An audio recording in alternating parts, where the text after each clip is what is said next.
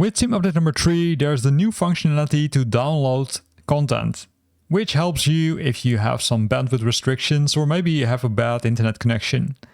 In this video, we're going to look at the functionality, how to use it, and how it works under the hood. But first, let's roll the intro.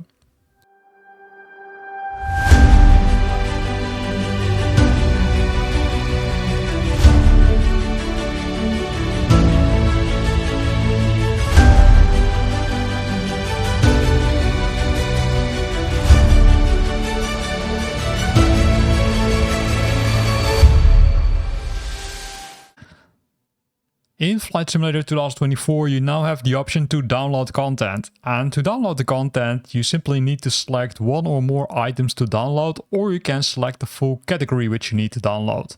For example, you can select the full traffic aircraft, hard to say, directory, or all the base content by simply selecting this option, which allows you to press the download option. This will consume more than 190 gigs. Roughly what I've seen is that it will take you more than 500 gigs if you select everything based on some testing, but you can also select individual items. For example, if I want to only download the Skywagon, right, the 185 Skywagon from Cessna, I can select the item and then I can select download.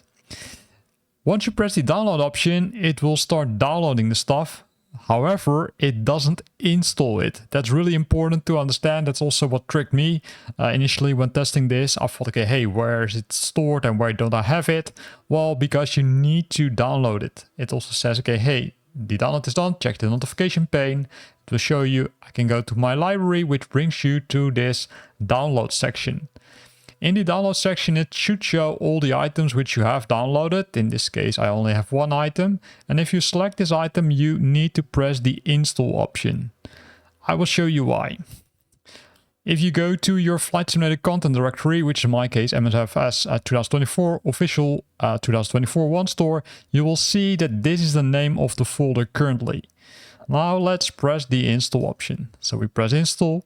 This will take some time. Normally it goes pretty fast. And then if I go back, you can see that the temp is removed and now it has been, let's say, added to Flight Simulator 2024 and you can use it using the downloaded functionality.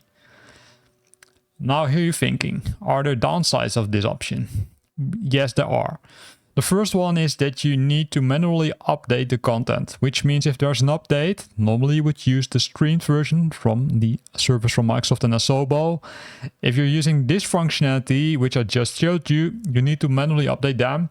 Likely you will see a bell over here, a notification that it says, okay, hey, there's a new update or there's some new content, and then you need to download it, and then after that you can use it. The other thing which I saw based on downloading all the content is that starting Flight Simulator 2024 becomes a little bit more slower compared to how it currently is if you're using the streamed content. Which makes sense because it's checking all the packages, makes sure that everything is up to date.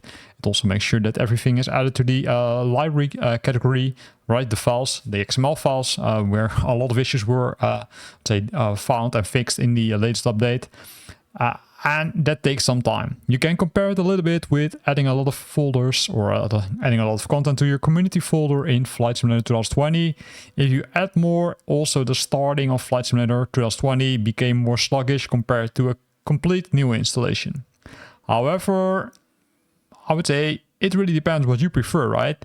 If you prefer to improve your performance and you know that your internet connection is not 100% reliable or you might have bandwidth restrictions, then you could consider to use the download options. Performance specific, right? Looking at the frames per second.